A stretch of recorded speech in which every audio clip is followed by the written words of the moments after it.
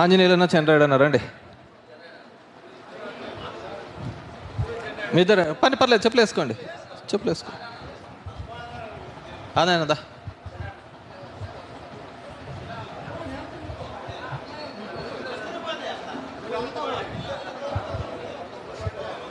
కొడుకులు కూడా రమ్మను.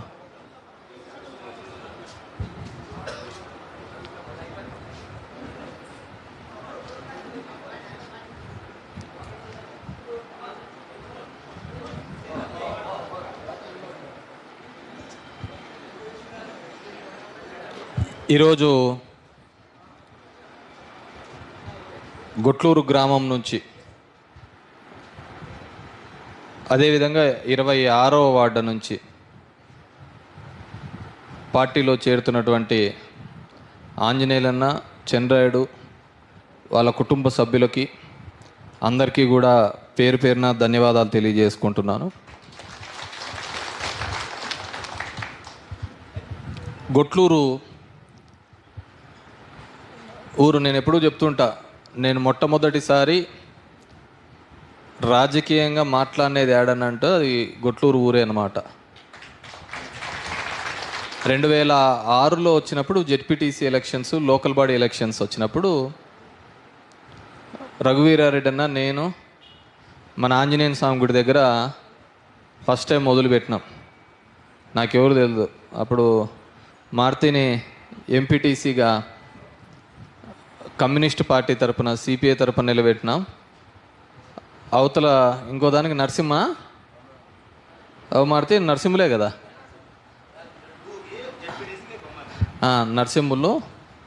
ఇంకా జెడ్పీటీస్కి బొంబాయి మామ, లేలే బొంబాయిలే, 2కు నరసింహులు. సో మొదట రాజకీయ ప్రస్థానం అక్కడే. బాగా కరుడుగట్టిన తెలుగుదేశంకి ఉండేది. నాకు తెలిసి మొన్న తప్ప ప్రతిసారి కూడా దీనికే మెజారిటీ వస్తుండేది. కానీ నిరంతరం మనం చేస్తున్న పనులు కావచ్చు, ఏదైనా కావచ్చు. నేను మళ్ళీ అడిగా మీటింగ్లలో పోయినప్పుడు కూడా, ఏంది అయ్యా ఈ ఊరికి ఏమన్నా చేసినారా ఎవరైనా అంటే, తెలుగుదేశం ఉన్నప్పుడు ఒక్కడే కానీ ఒక అర్ధ అడుగు రోడ్డు కూడా వేసినే లేదు.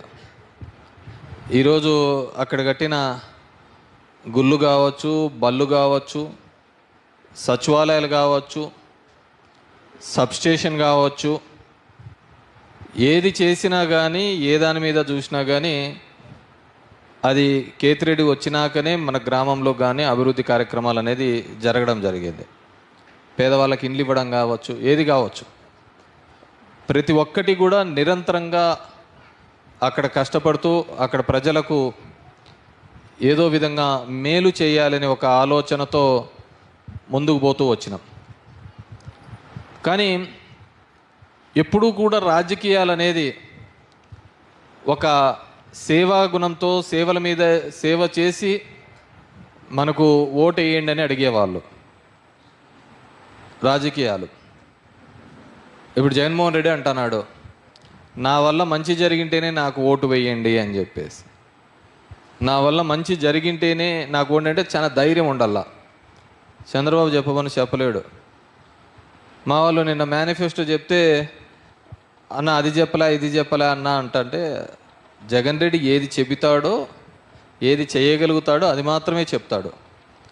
జగన్ రెడ్డి చేయలేదంటే, చెప్పలేదంటే ఇంకెవడు చెప్పినా కానీ అది చేసే కాదు. ఇప్పుడు చూసినాం చంద్రబాబు నాయుడు ఇంతకుముందు, మీ బంగారం అంతా ఇడిపించాననే, రుణాలన్నీ మాఫీ చేస్తాననే, ఇంకేదేదో చెప్పుకుంటూ వచ్చావు. ఒక్కటి లేదు. మళ్ళీ రేపమన్నాడు పెడతాడు, అవి చేస్తా ఇవి చేస్తానని చెప్పేసి.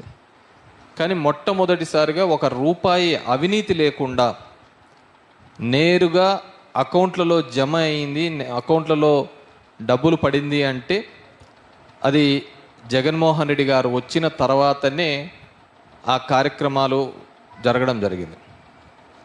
ఈరోజు మన ధర్మవరం చూస్తే మనకు సూర్య ఉండే వెళ్ళిపోయా, శ్రీరామ్ వచ్చా వెళ్ళిపోయా, మధు నేను పొడుస్తానని చెప్పా వెళ్ళిపోయా, ఇప్పుడు ఎవరో కొత్త పట్టకొచ్చినారు. వీళ్ళందరూ చేత కాదని చెప్పేసి వీళ్ళందరూ ఇడిచిపెట్టేసినారని చెప్పి కొత్తోని పట్టుకొచ్చినారు. ఒక కేతిరెడ్డి మీదికి రావడానికి ఇంతమందిని ఇది చేసుకొని వచ్చి, ఇప్పుడు ఇక్కడ కాదంట ఇతను పొడిచేది, ఢిల్లీ నుంచి వచ్చినాడంట. ఢిల్లీ నుంచి ఊడబడి వచ్చాడని బాగా డబుల్ సంచులు వేసుకొచ్చినాడు, బ్యాగులు బ్యాగులు బ్యాగులు బ్యాగులు అని చెప్పేసి. అతను ఉండేది ఎంతవరకు, ఏప్రిల్ 4 వచ్చినాడు, జూన్ 4 వెళ్ళిపోతాడు, మళ్ళీ అడ్రస్సే ఉండడు, ఈ మధ్యన కనపడ్డు. ఏం తెలుసు అతనికి, ఎవడో ఉండొచ్చులే, 10 రూపాయలు లెక్క తీసుకుని మీ మల్కాపురంలో శంకర్ గాడనో వాడో ఈడో లెక్కలకి డబ్బులకు అమ్ముడుపోవచ్చు. మళ్ళీ ఎవరికైనా కానీ ఇబ్బంది జరిగితే వాడు ఫోన్ కూడా ఎత్తాడు, దొరకడు. వాడిని చాలా మంది కూడా చూసింటారో మళ్ళీ అడ్రస్సే ఉండడు.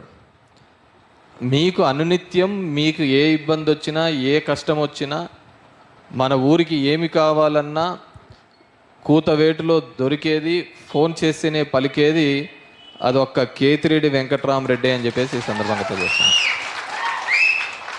ఢిల్లీ వాడు ఎవడు పలకడు, ఢిల్లీ వాడు ఏం పలకడు. అతను చెప్తున్నాడు, నేను బీసీని, నా క్యాస్ట్ యాదవ్. నువ్వు బీసీ కాదు, నువ్వు ఓసీ. నీ సర్టిఫికేట్ అడిగినా ఇంతవరకు చూపిలే అతను. నువ్వు బీసీ అంటే నువ్వు సర్టిఫికేట్ చూపి. యాదవ అని ఇంటి పేరు పెట్టినాడు. నేను అడుగుతున్నా, నువ్వు యాదవ్ అయితే బీసీ-డి కదా, సర్టిఫికేట్ ఇది చూపి. ఇప్పుడు చాలామంది ఉంటారు, ఇప్పుడు మనకు సాకే వాళ్ళు ఉన్నారు, బోయలలో ఉన్నారా, ఎస్సీలలో ఉన్నారా, ఎస్టీలలో ఉన్నారా, అన్ని దానిలలో ఉన్నారు సాకే వాళ్ళను. ఇప్పుడు కేతిరెడ్డి ఉన్నారు, నేను కేతిరెడ్డి, హైదరాబాద్ దగ్గర కేతిరెడ్డి పల్లె అని ఉంది ఒకటి, అంత మాత్రం కేతిరెడ్డి పల్లె నాది అయిపోతుందే, కాదు కదా. అట్లా యాదవ్ అని ఇంటి పేరు ఉంటే యాదవ్ యాదవ్ అని చెప్తున్నాడు. అన్నీ అబద్ధాలే, నోరు తెరిస్తే అతను అబద్ధాలే. అతను సత్యకుమార్ కదా, అసత్యకుమారు మొత్తం ఎట్లెట్లా వచ్చినాడంటే అట్లా. మొన్న చెప్తున్నాడు, ఇన్కమ్ ట్యాక్స్ రైడ్లు చేపిస్తా, ఈడీతో చెప్పించా, సిబిఐతో, వాళ్ళని అన్ని జోబిలో సంస్థలు ఉన్నట్టు. ఏ జైల్లో వేస్తే ఎత్తుక్కోవడానికి పడుతుంది కేతిరెడ్డి. కానీ ఇదేం బ్రిటిష్ కాలంలో ఉన్నావా? అన్నీ తెగించే కదా మనం రాజకీయాల్లోకి వచ్చినది. ఎవడో ఢిల్లీ నుంచి వచ్చి ఇక్కడ ఉన్న గల్లీలో ఉన్న నన్ను బెదిరించి మేము ఊరుకుంటామా? నీకు ఢిల్లీ ఉంటే మా గల్లీలో ఉంది, ఈంచి కొడితే పోతావు, యాడికి పోతావు తెలియదు. కాబట్టి మనందరం కూడా ఆలోచించండి. తప్పుడు మాటలు, తప్పుడు కథనాలతో డబ్బులు మూటలు వేసుకొని ఓ 20-30 యూట్యూబ్ ఛానల్ కొని పడేసినాడు. నిన్న చూస్తాను యూట్యూబ్ ఛానల్, ఎవడో చెప్తా ఈడు ఏ ఊరు రా అని చెప్తే ఈడు ఏ ఊరు కాదంట, యాడో వేరే ఊరోని ఈ ఊరోని కిందకి పెట్టి డ్రామాగా చూపించినారు. అట్లా యూట్యూబ్ ఛానళ్ళలో ఏదో అయిపోతుంది, ఏదో గందరగోళం జరుగుతుంది అని.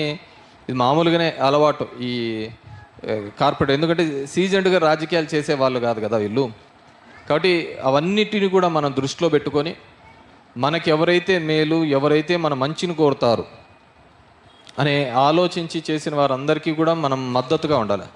మంచి చేసిన వానికి కన్నా మనం తోడుగా లేకుంటే ఇంక మంచి చేసేవాడే ఉండడు. కాబట్టి ఈరోజు పార్టీలో చేరుతున్నటువంటి చంద్రాయుడన్న కుటుంబము, ఆంజనేయన్న వాళ్ళ కుటుంబానికి పేరు పేరున ధన్యవాదాలు తెలియజేసుకుంటూ, మీకు ఏ ఇబ్బందిలో ఏ కష్టంలో ఉన్నా కూడా మీ బిడ్డ కేతిరెడ్డి తోడుగా ఉంటాడని చెప్పేసి తెలియజేసుకుంటూ, ఈ ప్రభుత్వం పేదవాడి ప్రభుత్వం. దీంట్లో పార్టీలకు కులాలకు ఎప్పుడు అడ్డంగా పనిచేయలేదన్నమాట.